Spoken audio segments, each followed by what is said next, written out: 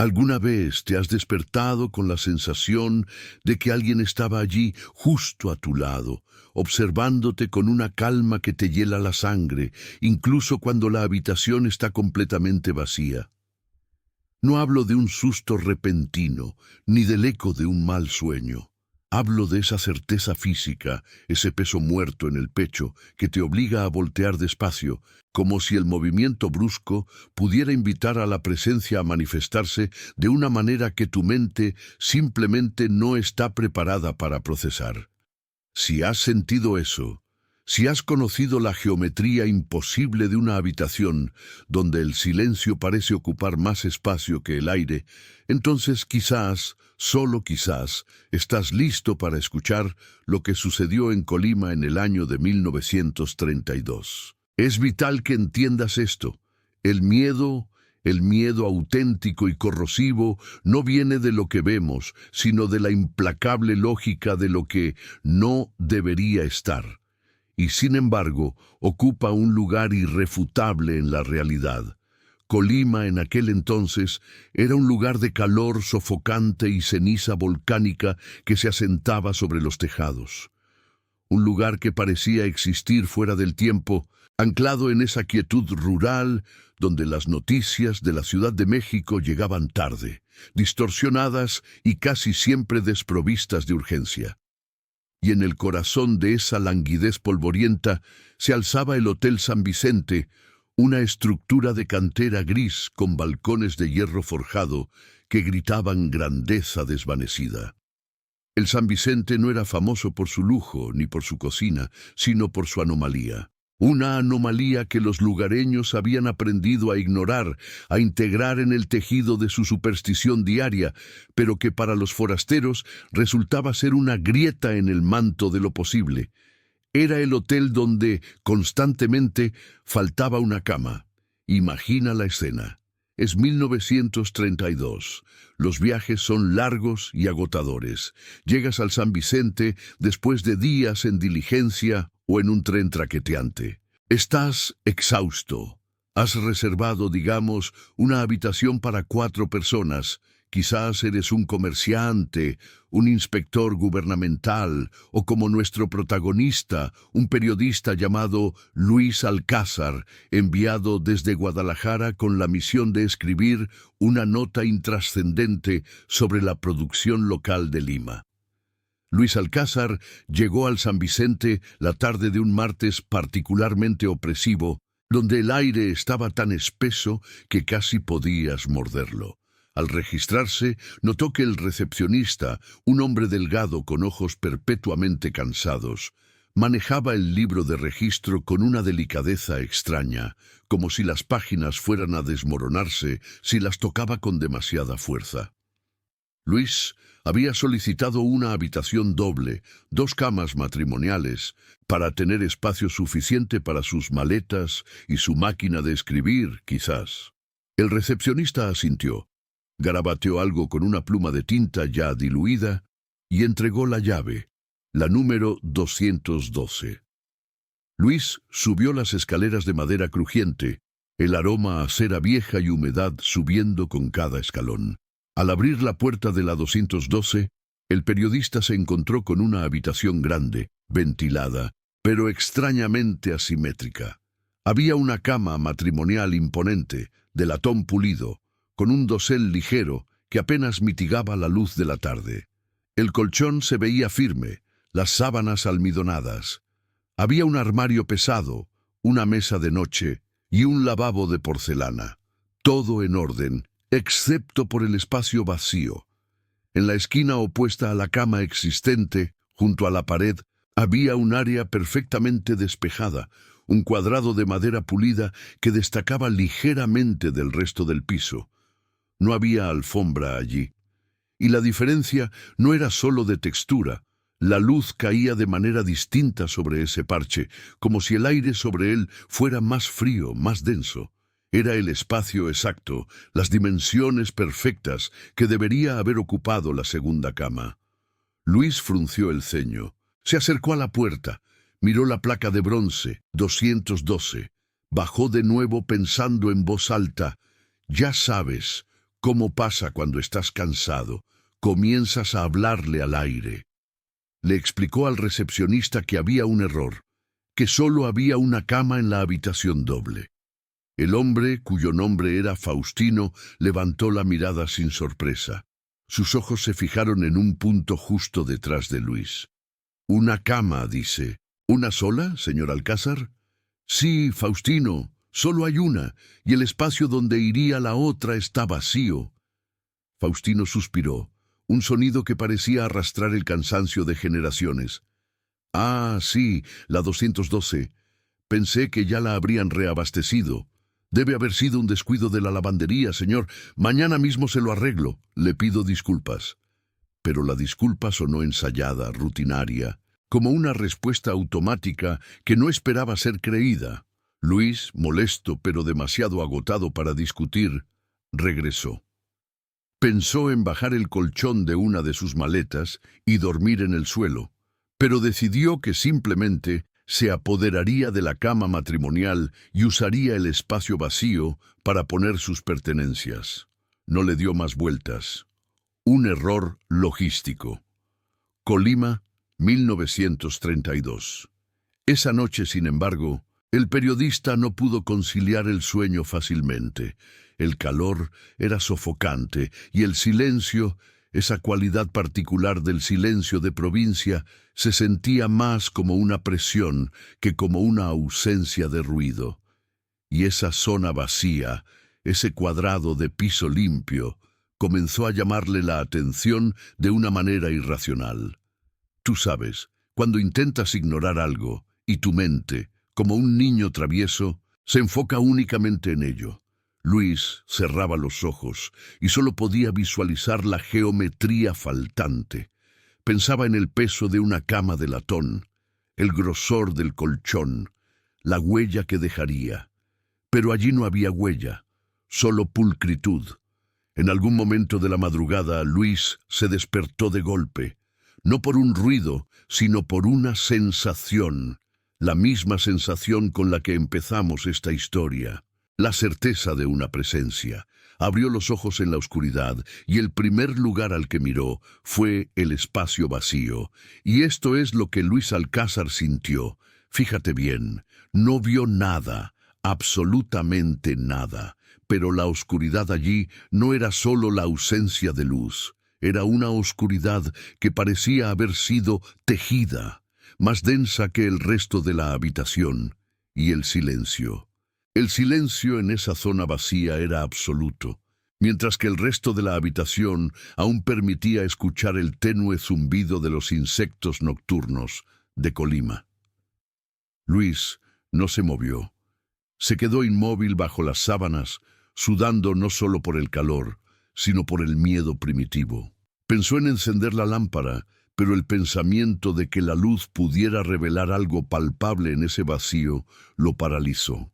Si hay algo peor que la oscuridad, es la forma en que la luz de repente define y otorga forma a la amenaza.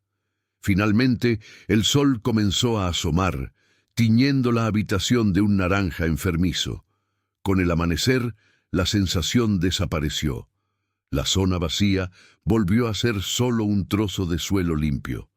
Luis, perturbado, decidió que lo primero que haría sería hablar con Faustino. Exigiría un cambio de habitación y una explicación real. No creía en fantasmas, era un hombre de lógica y hechos. Pero la sensación de la noche anterior, la presión invisible que había sentido emanar de ese punto en el suelo, le había dejado una marca. Al bajar, encontró a Faustino sirviendo café en la pequeña barra. Luis se acercó, y antes de que pudiera exigir la segunda cama o una nueva habitación, el recepcionista se adelantó sin levantar la vista. «La lavandería me falló, señor Alcázar. No hay habitaciones disponibles hoy con 2 camas. Está el hotel lleno por la feria». «Pero anoche me dijiste que lo arreglarías, y lo hice», dijo Faustino finalmente mirando a Luis. Y en sus ojos había algo que Luis no había notado antes, una profunda, ineludible resignación. «Yo se lo prometo, señor, Pedí la segunda cama. Fui personalmente a ver la habitación 212 a primera hora de la mañana. Luis sintió un escalofrío. ¿Y bien? Y bien, señor. Como siempre, solo había una. Yo la vi en el inventario. La anoté en el registro de mantenimiento, con el nombre del proveedor y la hora de entrega. Pero cuando fui a la habitación, simplemente no estaba allí. Estaba el espacio vacío. Y esta es la clave de la historia, la pequeña fisura por donde el horror comenzó a filtrarse en la realidad de Colima. No se trataba de una cama robada, no era un error humano, era una constante. Faustino, al ver el desconcierto genuino en el rostro del periodista, se inclinó sobre la barra y bajó la voz a un susurro que parecía absorber el ruido ambiente. Usted es forastero, señor. No lo sabe, pero en este hotel, desde hace décadas, cada noche, una de las camas que se prepara para el día siguiente nunca llega. Luis se sintió mareado. ¿Cómo que nunca llega? Es un objeto físico. No desaparece así, sin más. No, no lo hace, pero es lo que ocurre. Intentamos hacer inventario de noche y están todas, pero a la mañana, si una habitación debería tener 3, solo tiene 2. Si debería tener 4, tiene 3. Siempre, siempre falta una. La que falta es la que se lleva el espacio. Faustino señaló las páginas del libro de registro con un dedo tembloroso. Luis pudo ver las entradas, las reservas, la columna de camas solicitadas y la columna de camas encontradas. Y la diferencia era constante. Si se pedían 5, se encontraban 4. Si se pedían 2, se encontraba una. Pero el patrón no era aleatorio. La cama faltante siempre correspondía a la última unidad solicitada en esa habitación, como si el hotel tuviera un cupo máximo de descanso que estuviera dispuesto a ofrecer y la unidad extra fuera rechazada, no por la física, sino por algo más elemental. Luis, que era un hombre de mente inquisitiva, comenzó a investigar no la falta de la cama, sino la lógica detrás de esa falta. Se dio cuenta de que el misterio no estaba en la desaparición del objeto, sino en la perfecta ausencia de la evidencia. Si alguien moviera una pesada cama de latón en la noche, habría raspones en la madera, polvo removido, quizás una huella de arrastre. Pero el espacio vacío en la 212 era impecable, como si la cama nunca hubiera existido en primer lugar, o como si hubiera sido desintegrada molecularmente in situ. El periodista pasó los siguientes 3 días en Colima ignorando las limas y concentrándose obsesivamente en el Hotel San Vicente. Se quedó en la 212, pidiendo más toallas, más agua, cualquier cosa, solo para mantener la comunicación con Faustino, quien se había convertido en su fuente, su cómplice en esta locura silenciosa. Faustino le contó que los dueños anteriores del hotel habían intentado de todo: encadenar las camas al suelo, marcarlas con pintura indeleble, incluso contratar vigilantes nocturnos. Los vigilantes siempre terminaban por renunciar, pálidos y sin poder explicar nada, solo diciendo que el sueño se los había llevado. Esta frase resonó en Luis. El sueño se los había llevado. Luis visitó las otras habitaciones del hotel. Descubrió que la discrepancia era visible en al menos 7 de las 25 habitaciones ocupadas. En la 307, donde una familia había reservado 4 camas, había un vacío enorme junto a la ventana. En la 105, una pequeña individual junto al baño. En todos los casos, el patrón se mantenía. El área estaba extrañamente limpia y el aire circundante parecía más estancado. «No es la cama, Faustino», dijo Luis una tarde, con la voz baja mientras revisaban los registros viejos en la oficina, iluminados por una bombilla débil. «No es el metal ni el colchón lo que desaparece, es el concepto de descanso. La cama es un símbolo, pero ¿por qué? ¿Y para quién estaba destinada esa cama faltante?» Fue entonces cuando Faustino le mostró el registro de 1930. Una noche de tormenta, un huésped había entrado en pánico. Se llamaba Ramiro Fuentes. Había reservado una habitación individual. Pero al entrar, Ramiro juró que había 2 camas, una para él y otra exactamente igual, pegada a la pared. Ramiro pasó la noche intentando mover la cama extra, empujándola, pensando que era una broma de mal gusto, pero el metal parecía soldado al piso. A la mañana siguiente, Ramiro bajó pálido. ¿Y qué dijo?, preguntó Luis. Dijo que la cama se había movido, señor.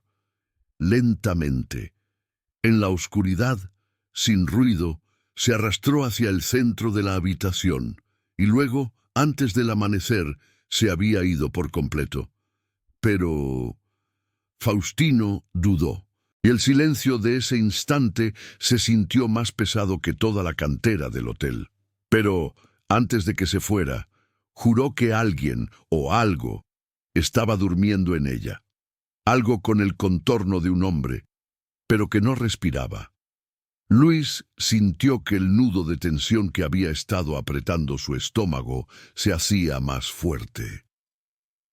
Necesitas entender el tipo de miedo que esto genera. No es el miedo a un fantasma ruidoso, sino el miedo a una ley de la naturaleza que ha sido sutilmente rota.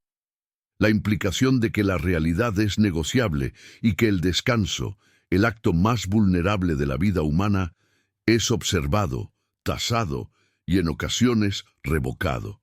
Si te atreves a seguir escuchando esto, si sientes que la necesidad de saber la verdad de este lugar es más fuerte que tu instinto de supervivencia, entonces quédate con nosotros. Esto apenas comienza. Y si te preguntas si esto puede pasarle a cualquiera, si alguna vez te ha faltado algo en tu propia vida que debería haber estado allí, entonces te sugiero que te suscribas ahora mismo como una especie de protección silenciosa, un pacto con la voz que te revela este secreto. No mires hacia atrás hasta que termine esta historia. Es vital que no lo hagas. Luis decidió que el siguiente paso era la confrontación directa. No se trataba de probar la existencia de la cama, sino de probar la existencia de lo que ocupaba su vacío. Faustino le había conseguido una lista de todos los huéspedes que habían experimentado la discrepancia a lo largo de los años. Y había un patrón aterrador. Las personas a las que les faltaba la cama eran casi siempre hombres de negocios, viajeros solitarios, gente sin fuertes lazos familiares inmediatos en Colima, gente que podía desaparecer sin que se notara enseguida. Luis hizo algo arriesgado. Esa noche reservó 2 habitaciones individuales bajo nombres falsos, con la intención de dejar una vacía y usar la otra, la 212, como su observatorio. En la 212, Luis no durmió. Se sentó en la única cama, con la espalda pegada a la pared, su máquina de escribir a un lado y sus ojos clavados en el cuadrado limpio de piso que reclamaba una cama. El reloj de la plaza sonó las 12 campanadas. Después, la 1. El silencio de Colima era ya una criatura viva y pesada. A la 1:45 am, Luis sintió el cambio de temperatura. No fue dramático, fue lento, como la bajada de la marea. El aire sobre el vacío se hizo perceptiblemente más fresco que el resto de la habitación.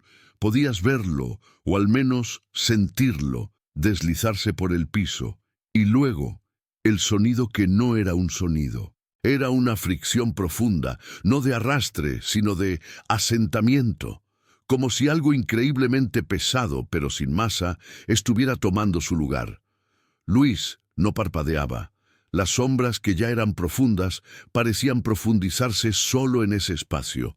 Se inclinó ligeramente hacia adelante, intentando discernir cualquier forma. Y por un instante, fugaz y terrible, vio un contorno. No la forma de una cama, sino la silueta de un cuerpo tendido. Luis contuvo la respiración hasta que le dolieron los pulmones. Esto es lo que él comprendió en ese instante.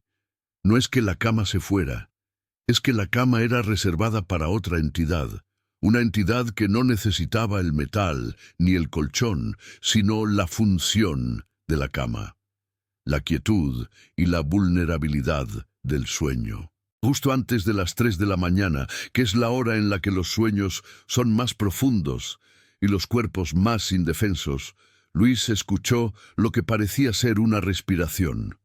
Pero no era la respiración rítmica y reconfortante de un durmiente.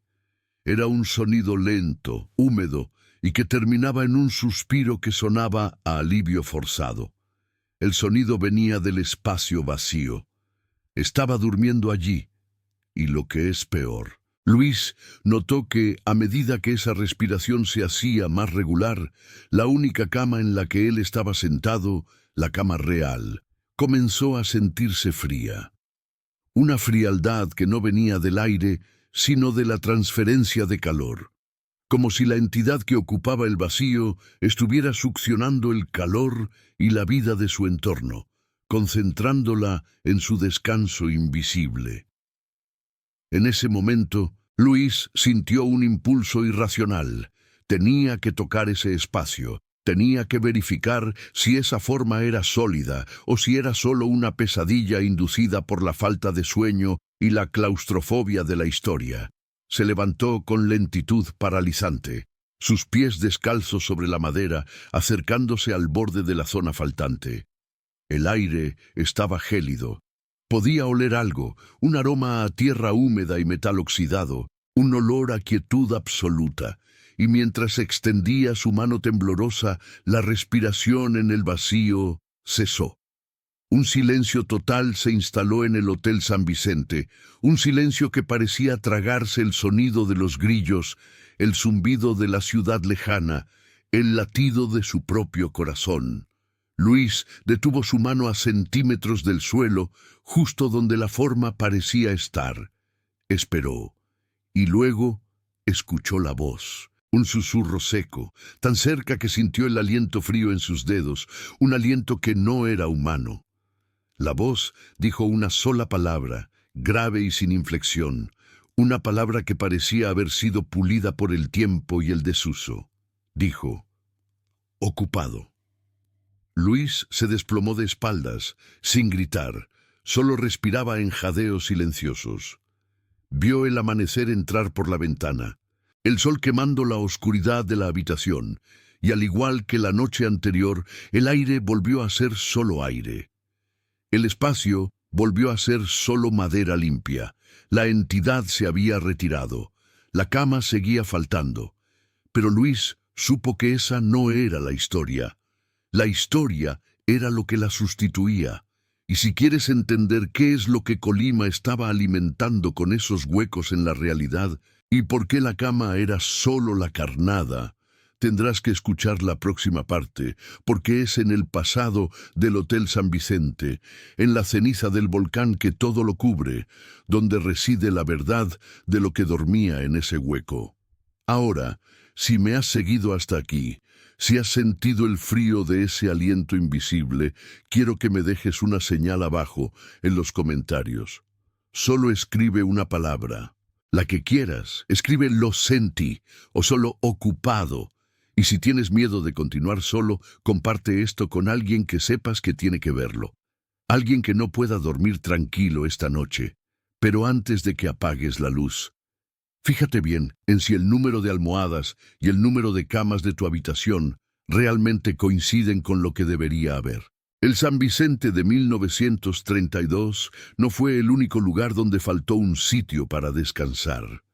¿Alguna vez te has despertado con esa punzada helada en el pecho que te avisa que algo esencial ha sido movido mientras dormías? No hablo de un objeto extraviado, sino de la misma arquitectura de la realidad, doblada y luego soltada de golpe, dejando una vibración residual de que las cosas ya no están donde deberían. En la parte 1 hablamos de la recurrente y desafiante anomalía que se manifestaba en el Hotel La Escondida, en Colima, en el año de 1932, el patrón inquebrantable de la cama faltante.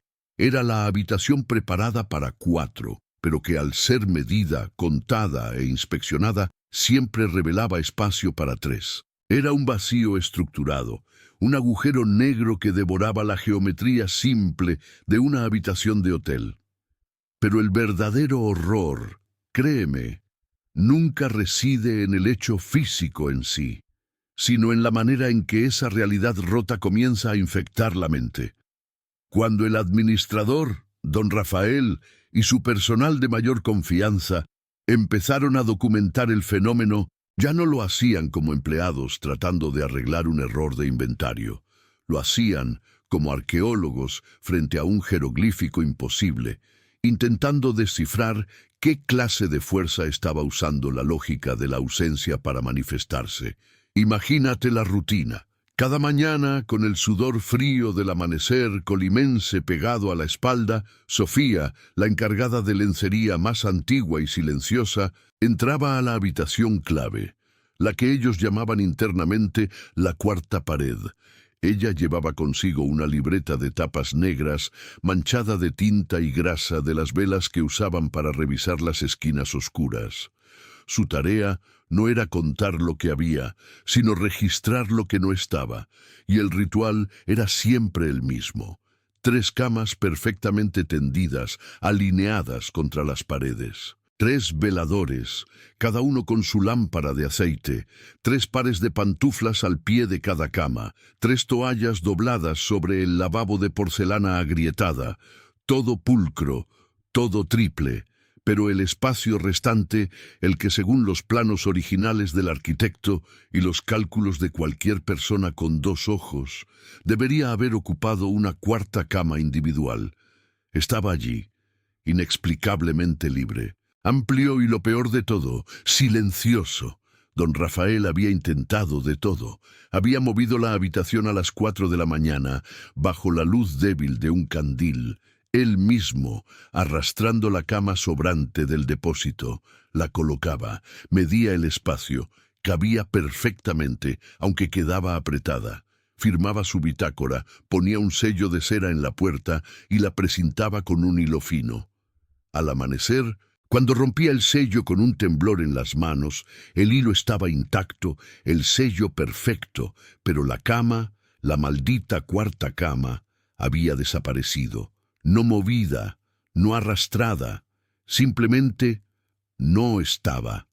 En su lugar encontraba una mancha de polvo fino, como si hubieran aspirado la forma completa del objeto y su peso de la atmósfera. El horror se hizo psicológico cuando el personal empezó a experimentar el eco de la falta en sus vidas cotidianas. Sofía juraba que en su propia casa, una sencilla vivienda de adobe con 2 habitaciones, su esposo y sus 2 hijos dormían en 3 camas. Pero ella se despertaba sistemáticamente, sintiendo la presión fantasma de un cuarto cuerpo acostado a su lado. No era el peso de una persona, sino el peso del espacio negado. Sentía el aire denso y frío donde la persona faltante debería estar, un frío que era aún más invasivo que el calor sofocante de Colima. Don Rafael comenzó a sufrir de una obsesión por la simetría. Si veía 3 sillas en una mesa, tenía que añadir una cuarta o retirarlas todas. Si compraba 3 manzanas, tiraba una a la basura antes de llegar a casa, para no dejar el número incompleto, ni forzar el número excesivo que el hotel parecía castigar. Su mente, la mente de un hombre de negocios racional y pragmático, estaba siendo lentamente devorada por la matemática de la ausencia. Y aquí viene el punto crucial, el momento en que la historia deja de ser una anécdota de hotel y se convierte en una verdad incómoda sobre el universo. La ausencia, si es lo suficientemente consistente, comienza a comportarse como una presencia. Escucha con atención. Esta parte es la que más me aterra. Cuando un espacio está vacío, en verdad no está vacío. Está lleno de aire, de luz, de las ondas de sonido que rebotan en las paredes invisibles. Pero el espacio donde la cuarta cama debería estar, en el hotel La Escondida, no era vacío. Era una densidad.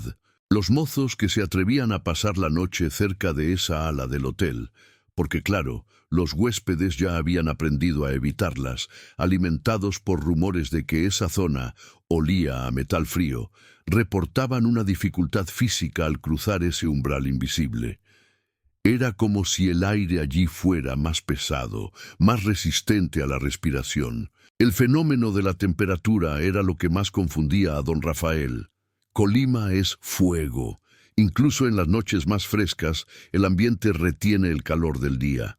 Pero la zona de la habitación faltante, y en especial el perímetro exacto donde la cama invisible se habría apoyado, estaba perennemente helado. No era la humedad de una fuga de agua o el frío de una mala ventilación. Era un frío que no tenía fuente natural, un frío metálico y estéril, como si la energía vital de la zona estuviera siendo constantemente succionada. Sofía fue quien, en su silenciosa documentación, aportó la evidencia más perturbadora.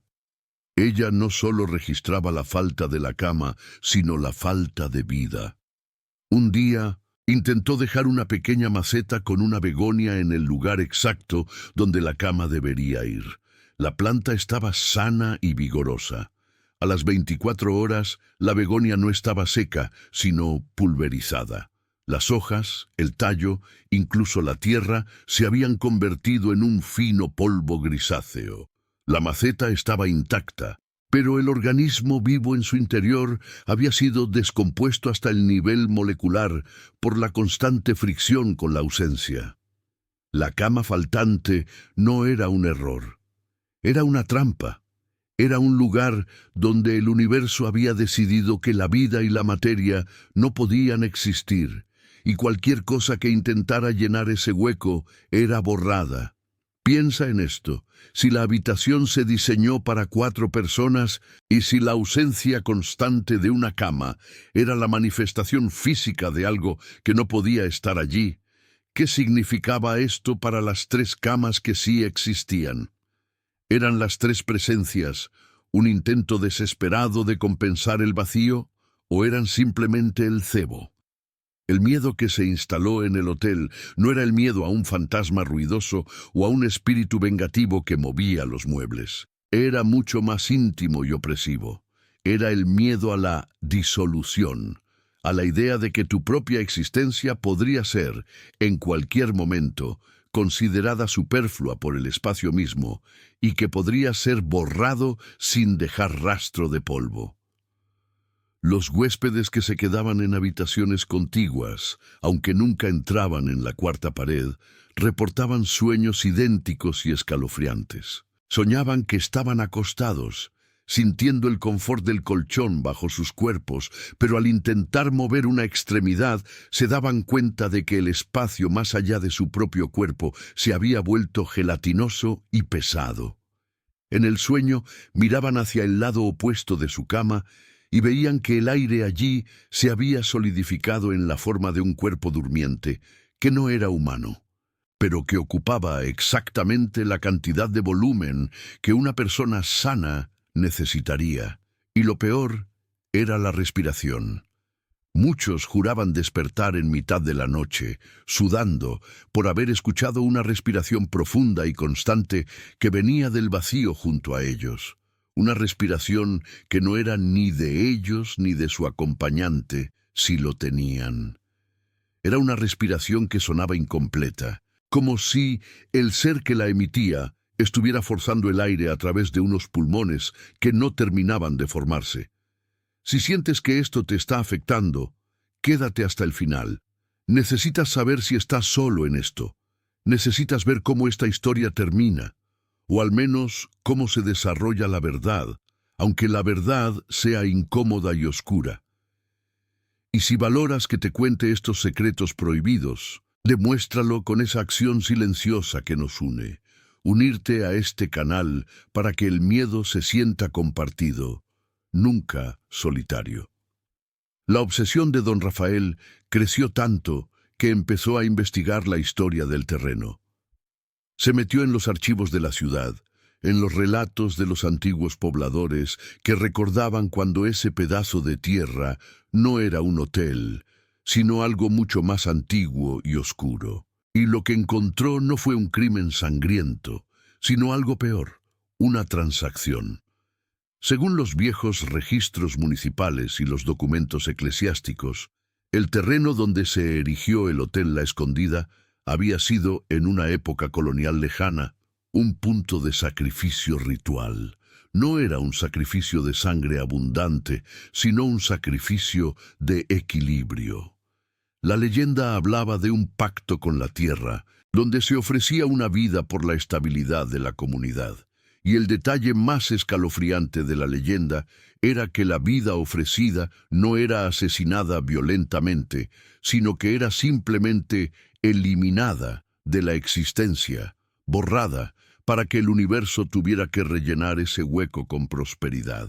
Ese concepto resonó en la mente destrozada de don Rafael. Borrada, no matada.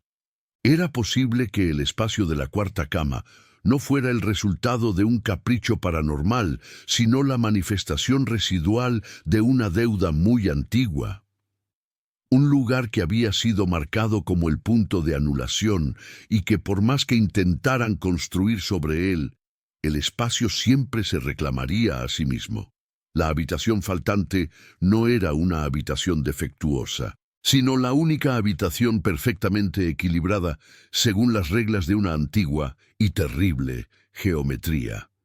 La tensión se intensificó una noche de tormenta, cuando un huésped imprudente, un viajero de Jalisco que no creía en cuentos de fantasmas, se atrevió a sobornar al mozo de noche para que le abriera la cuarta pared, la 207, diciendo que él podría dormir en el suelo sin problema. Quería demostrarles a todos que eran unos miedosos. El mozo, por miedo a don Rafael, pero más por el poder corrosivo de un billete grande, cedió. El huésped, un hombre robusto y burlón llamado Lázaro, entró con su propia manta y almohada. Al principio, Lázaro solo sintió el frío, un frío tan intenso que le costó respirar.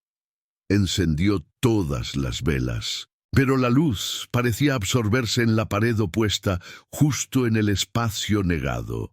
Lázaro se acostó en el suelo, exactamente donde la cuarta cama debería haber estado. La narrativa de lo que pasó a continuación solo existe a través de los fragmentos que el mozo escuchó y de lo que el propio don Rafael dedujo. Lázaro no gritó. No hubo ruidos de muebles cayendo ni de pelea. Hubo, según el mozo que se quedó pegado a la puerta, un silencio opresivo que duró aproximadamente 1 hora y luego un sonido. No era un lamento ni un quejido. Era el sonido de un cuerpo que intenta levantarse de una superficie pegajosa, un sonido de esfuerzo, de roce lento y húmedo contra una resistencia invisible. Y después, el silencio volvió, pero esta vez era un silencio diferente, un silencio final. Cuando don Rafael y el mozo rompieron la puerta al amanecer, usando un hacha porque la cerradura se había atascado y parecía que la puerta había sido fundida en el marco por el frío, encontraron la habitación. 3 camas tendidas, 3 veladores, 3 toallas. La manta y la almohada de Lázaro estaban allí, dobladas pulcramente en el centro de la zona de la ausencia. Pero Lázaro no estaba. Lo que sí encontraron fue la evidencia más clara de que la ausencia había triunfado. En el suelo de baldosa, donde Lázaro había dormido, la forma de su cuerpo estaba grabada, no como una sombra o una marca de suciedad, sino como una depresión en la piedra. Era como si la baldosa hubiera sido tallada con la silueta exacta de un hombre durmiendo, una concavidad permanente, lisa y fría al tacto. Don Rafael, mirando esa impronta, entendió. La cama no faltaba porque había sido robada. La cama faltaba porque el espacio no permitiría la existencia de una cuarta entidad, y cuando Lázaro intentó ocupar ese lugar, el espacio no solo lo borró, sino que absorbió su volumen, dejando el hueco de su forma grabado en la materia. La habitación faltante era un punto de transferencia, un lugar donde la materia era canjeada por la nada, un portal que solo operaba con la geometría de la exclusión. Y lo más perturbador de todo era que, después de ese incidente, Sofía regresó a la libreta y a la inspección. La depresión de Lázaro permanecía en el suelo. Pero cuando don Rafael ordenó intentar colocar una cama en el lugar para ver si ahora cabía junto a la huella de Lázaro, la cama seguía sin caber. El espacio, a pesar de haber absorbido a un hombre, continuaba siendo el mismo vacío intransitable, la misma falta perfectamente calculada. El horror, ahora, ya no era solo la repetición del patrón, sino la comprensión de que ese patrón era capaz de consumir, sin alterar su propia estructura. La habitación faltante era una constante inamovible, y el precio de intentar llenarla era la anulación. La mente de don Rafael estaba al límite. Él sabía que no podía simplemente cerrar el hotel. El miedo, como un virus silencioso, se había extendido por todo Colima. Y sabía que si intentaba quemar o destruir la habitación, el vacío solo se manifestaría en otra parte, tal vez en su propia casa, tal vez en la cama de su esposa. Dime si alguna vez te pasó algo así en un hotel viejo, si has sentido esa opresión del espacio que no te pertenece. Si lo has sentido, escríbeme abajo la palabra «Lo escuché». Comparte este secreto con alguien que sepas que está despierto ahora mismo, porque si estás solo, te digo, es peor. Don Rafael sabía que la única manera de sobrevivir a la anomalía era integrarla a la vida diaria. Actuar como si esa ausencia fuera una parte normal del inventario y tratar de entender qué es lo que la entidad de la falta demandaba realmente. La respuesta, lo que el hotel reclamaba para mantener su silencio, estaba a punto de ser revelada y era mucho más caro que una simple cama. Mira tu propio cuarto, mira los objetos que te rodean. ¿Están todos allí? ¿Estás seguro de que tu habitación tiene la cantidad exacta de espacio que debería tener? ¿O hay un rincón que sientes inexplicablemente frío? ¿Un vacío que respira en sincronía con tu propia duda? Tal vez lo que falta no es un mueble, sino un trozo de tu propio tiempo, negociado en la oscuridad. Y solo en el silencio de la noche puedes escuchar el sonido de ese vacío intentando rellenarse con algo que se parece mucho a tu nombre. ¿Alguna vez has despertado con esa certeza inquebrantable de que el suelo bajo tus pies no es tan sólido como parece? Que la pared a tu lado es, en realidad, solo una mentira compartida, una convención que la física tolera hasta que decide retractarse. Ricardo había llegado a ese punto. Su mente, desgastada por la repetición constante del desequilibrio, ese maldito patrón que afirmaba que 3 huéspedes solo podían dormir en 2 camas, había cruzado el umbral donde la cordura se convierte en obsesión, y la obsesión en una herramienta para forzar a la realidad a confesar su propia corrupción. Ya no era solo el miedo a perder el trabajo o a que lo tildaran de loco. Era una necesidad profunda, la misma que empuja a un científico a mirar dentro de un agujero negro, sabiendo que la información que busca lo consumirá. Ricardo, sentado en su banquillo de madera a la entrada de la habitación 21, en el hotel de Colima en 1932, sentía que su vida entera se había reducido a la aritmética imposible de ese cuarto. Era la noche final. Tenía que romper el hechizo, tenía que inyectar el elemento faltante de forma tan violenta que el intersticio mismo se rasgara. El plan era brutalmente simple y totalmente ilógico. Si la habitación se negaba a albergar 3 camas, él obligaría a que las albergara, y observaría dónde la geometría del lugar decidía ceder. Si has llegado hasta este punto de la historia, si has permanecido en el silencio conmigo mientras te cuento esto que suena a delirio febril, te pido una cosa: no mires hacia tu pasillo mientras escuchas. Esto es un pacto, y si lo aceptas, si entiendes que esta verdad es contagiosa, quédate en la oscuridad hasta el final. Y si encuentras valor en lo prohibido, tal vez deberías suscribirte para que sigamos siendo cómplices de lo que no se debe contar en voz alta. Ricardo esperó hasta las 2:30 de la mañana, la hora donde el silencio de Colima se hacía tan denso que podías masticarlo. Un silencio tan antiguo que parecía recordar cosas que habían ocurrido antes del tiempo.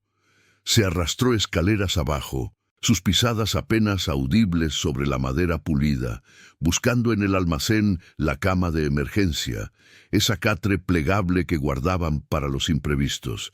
Era pesada, oxidada, con un colchón delgado que olía a moho y a sueños abortados. Arrastró la cama. El sonido del metal rozando el piso en el pasillo principal fue una blasfemia contra la quietud. Sentía los ojos del hotel sobre él, esa mirada sin párpados de la arquitectura antigua, juzgándolo. Al llegar a la puerta de la 21, se detuvo. Un frío antinatural se desprendía de la madera, no el frío de la noche, sino la helada de una expectativa cumplida. La habitación sabía que él venía, sabía lo que traía. Abrió la puerta con una llave que temblaba en su mano. Dentro, la escena habitual. 2 camas gemelas perfectamente alineadas, separadas por una mesita de noche con un espejo circular que parecía engullir la poca luz de la luna que se colaba por la ventana. Pero hoy había una reserva para 3 personas. 3 personas y solo 2 camas. El vacío de la tercera cama era tan palpable que era como un cuerpo invisible ocupando el espacio. Ricardo empujó el catre plegable. El simple acto de introducir ese mueble dentro del cuarto fue el equivalente a arrojar un puñado de arena en los engranajes del universo. Apenas las patas de metal tocaron el suelo de madera barnizada, la habitación pareció emitir un gemido interno, un crujido no estructural, sino ontológico. El aire se hizo espeso, se sentía pesado, como si la presión atmosférica hubiera aumentado 10 veces. Ubicó la cama de emergencia en el último rincón disponible, cerca de la ventana, forzando un reacomodo que la habitación se había negado a aceptar durante años. Ahora había 3 camas, 3 estructuras sólidas, con sus respectivos colchones, sábanas y almohadas. El número era correcto. La aritmética estaba, por primera vez, satisfecha. Ricardo se sentó en la segunda cama, de frente a la puerta, esperando. No encendió la lámpara. La oscuridad era necesaria, pues la verdad de la 21 no era un secreto que la luz pudiera revelar, sino un horror que solo la ausencia de luz permitía manifestar. Y entonces el juego comenzó. No hubo explosiones. No hubo apariciones fantasmales inmediatas. Lo que ocurrió fue mucho peor. La habitación empezó a mentir. La primera señal fue el olor. Desapareció el rancio aroma a polvo y jabón viejo.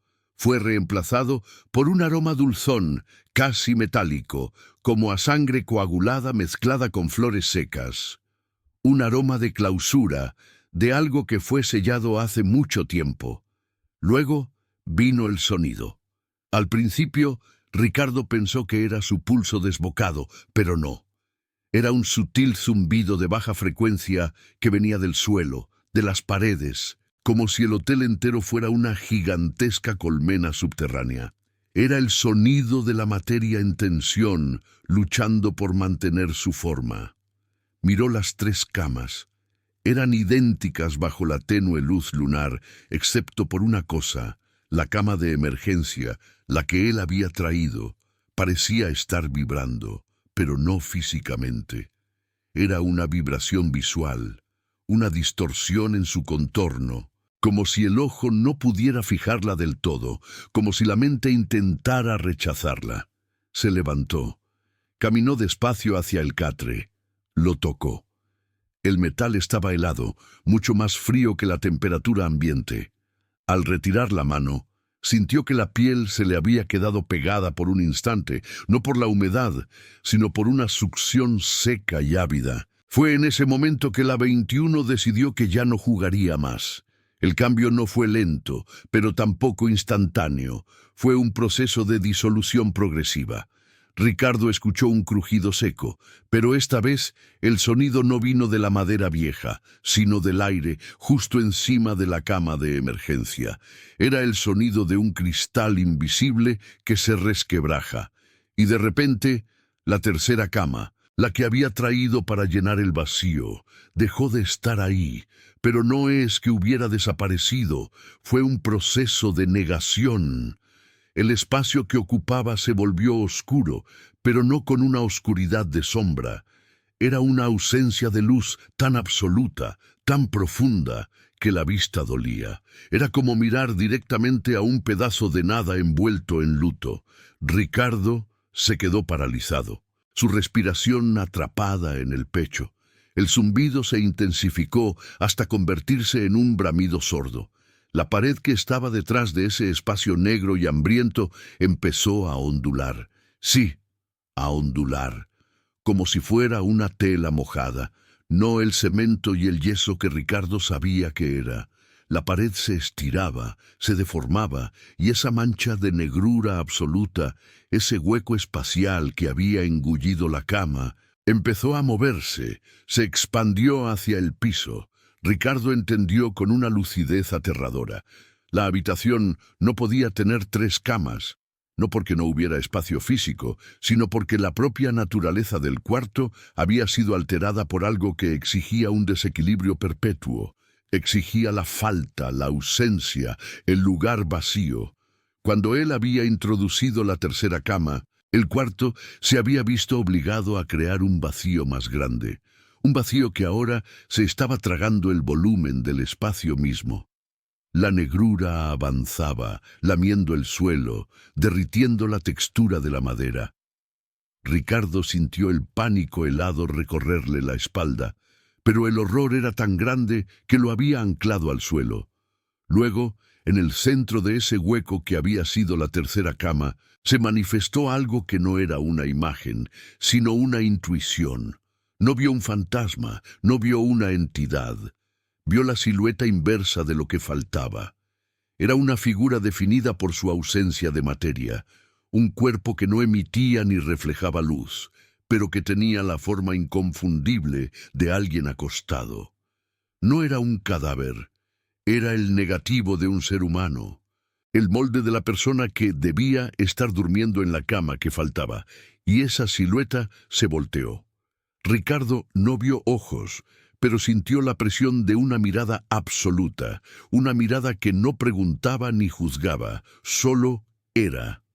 Era la manifestación de la necesidad del hotel, la cosa que dormía en el espacio que la aritmética negaba. El miedo hizo que Ricardo gritara, un sonido mudo que se disolvió instantáneamente en el aire denso y nauseabundo. Intentó retroceder, pero tropezó con una de las 2 camas restantes. En ese instante, la negrura se abalanzó sobre él.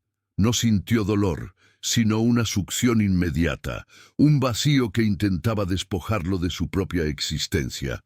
Fue como caer en un pozo de gravedad cero, donde el aire era solo presión, sin oxígeno. La mano de Ricardo tocó la pared, y al hacerlo, sintió que el yeso se deshacía bajo su palma como arena húmeda. Luchó, no contra la negrura, sino contra la idea de la negrura. Luchó contra la verdad de que ese hotel en Colima, en 1932, no era un lugar estático, sino un organismo que se alimentaba del desequilibrio perceptivo, que requería una cama faltante para que su inquilino permanente, la sombra que ocupaba el espacio negativo, pudiera descansar. Finalmente, con un esfuerzo sobrehumano, logró arrancar su cuerpo del suelo, gateando hacia la puerta mientras el vacío le mordía los talones. Cuando cruzó el umbral y salió al pasillo, el sonido se detuvo abruptamente. La puerta se cerró suavemente detrás de él, sin golpe. Jadeando, Ricardo se puso de pie, volteando a ver la puerta de madera. Parecía normal. 2 camas adentro, como siempre. El zumbido había cesado. El olor había desaparecido. Pero cuando se miró la mano que había tocado la pared, el terror regresó, más frío y profundo que nunca. Sus dedos no estaban quemados ni cortados, pero estaban cubiertos de una fina ceniza. No ceniza de fuego, sino una pátina gris y finísima que parecía el residuo de la desintegración del tiempo. Y justo en el centro de su palma, donde había tocado la negrura, había una marca oscura, redonda, que parecía la huella de un vacío. Ricardo sabía que no podía quedarse. Abandonó el hotel esa misma madrugada, sin mirar atrás, sin dar explicaciones. Dejó Colima y nunca más volvió a mencionar el nombre de ese pueblo. Pero el horror, ¿verdad? El horror verdadero no se queda donde lo encuentras. Te sigue. Ricardo pasó el resto de sus días en un estado de perpetua ansiedad. Se mudó de casa constantemente. Dormía con la luz encendida, pero el problema no eran las apariciones. El problema era la aritmética. Cada vez que se instalaba en una nueva habitación, no importaba cuán bien amueblada estuviera, Ricardo desarrollaba una manía obsesiva por contar.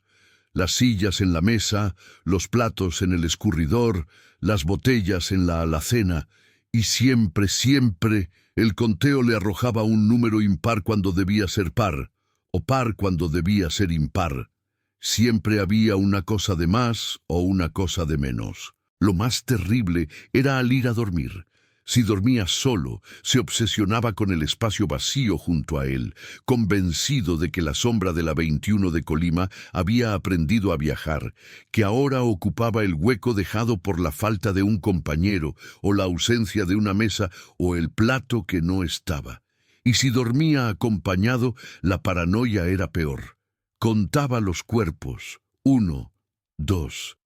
Eran 2. Miraba a la persona a su lado con una náusea helada, preguntándose si el número era en realidad 3, y si uno de esos cuerpos, quizás el suyo, estaba ocupando el espacio de la sombra, o si la sombra estaba acurrucada, invisible, esperando que el desequilibrio la hiciera visible de nuevo.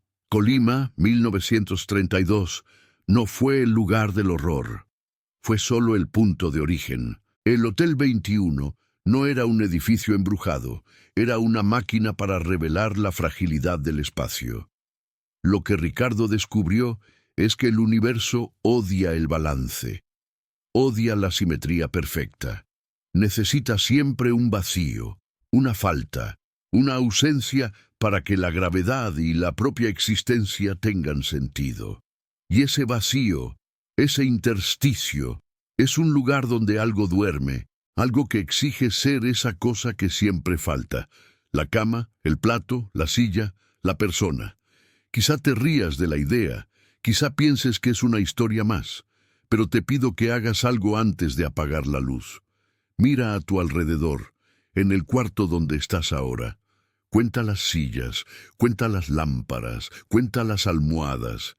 Y si al hacerlo, tu mente tropieza con un número que no encaja, si te das cuenta de que falta una cosa que debería estar ahí, o si hay una cosa de más que no tiene sentido, no intentes corregirlo.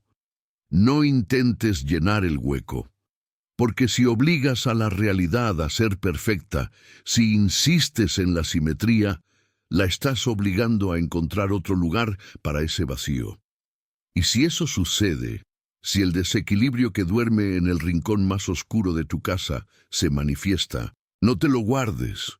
Compártelo, aunque sea solo un mensaje silencioso. Si has sentido esa misma presión, si esa aritmética te ha helado la sangre, escribe simplemente la palabra sombra en los comentarios. Al menos sabremos que no estamos solos en este miedo. Y ahora, silencio. Siente el peso del aire. Siente cómo la habitación te envuelve. Estás seguro, claro que lo estás. Pero te pregunto, mirando justo al espacio que queda entre la pared y el borde de tu cama, ¿cuántas personas crees que caben realmente en esta habitación? Y si al contestar sientes una punzada de duda, no voltees. Porque esa cama faltante, esa presencia negativa, Puede que no esté en Colima ni en 1932. Puede que ya esté durmiendo a tu lado,